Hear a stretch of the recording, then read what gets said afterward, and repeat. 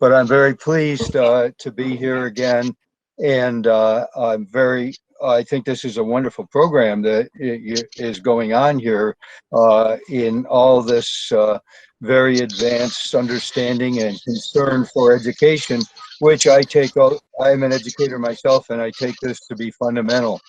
Um, and what Professor Gillespie mentioned about the education for global citizenship, I think, is very important because people need to begin thinking in this global way if we're going to deal with the sustainable development problems or any other global problems like removal of nuclear war possibilities and demilitarizing the nations and so on.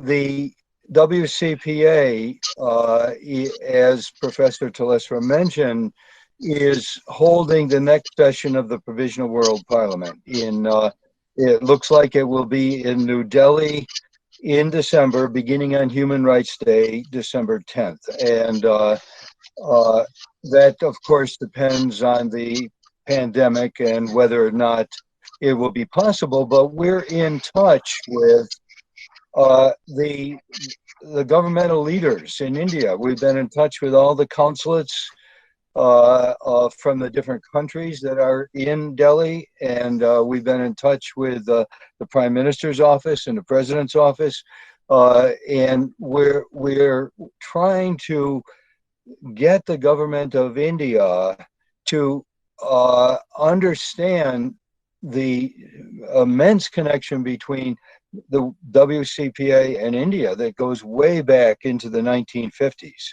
Right? In the 1950s, we were collaborating with Sri Aurobindo's organization called World Union that was working for world government. And in fact, A.B. Patel, who was General Secretary of World Union, was also co-president of WCPA at that time.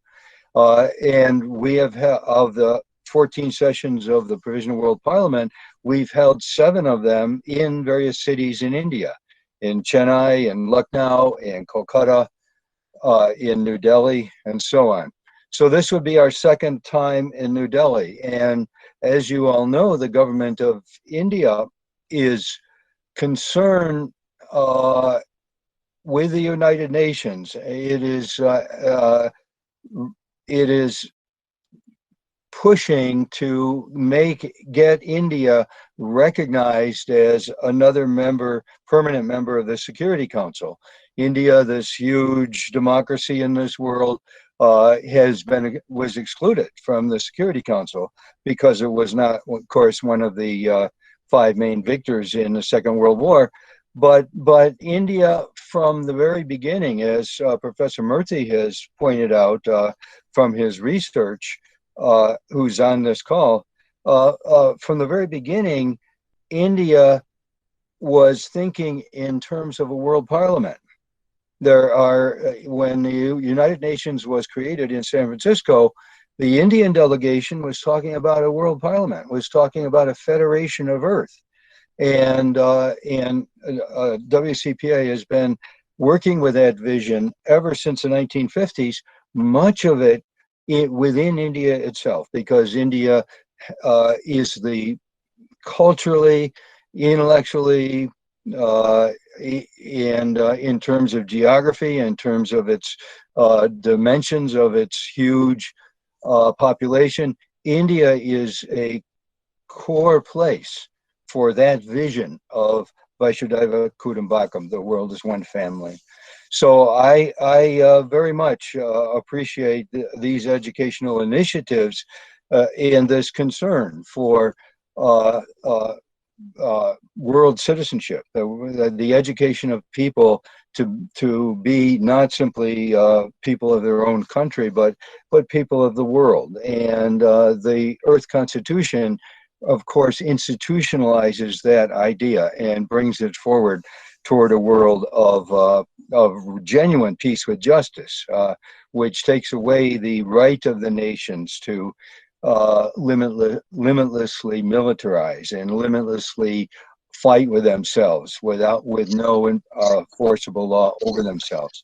So if we want sustainability, if we want the UN Sustainable Development Goals to really be actualized, the UN system itself must be supplemented, replaced by a genuine constitution for the earth. And in India, in these educational initiatives that are coming from India, I think, are very fundamental to this entire process.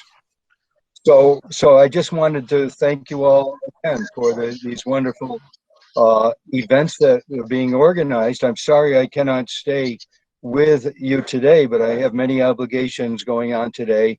But I want to thank you for all your hard work and your scholarship, and give you the best, my blessings for this conference.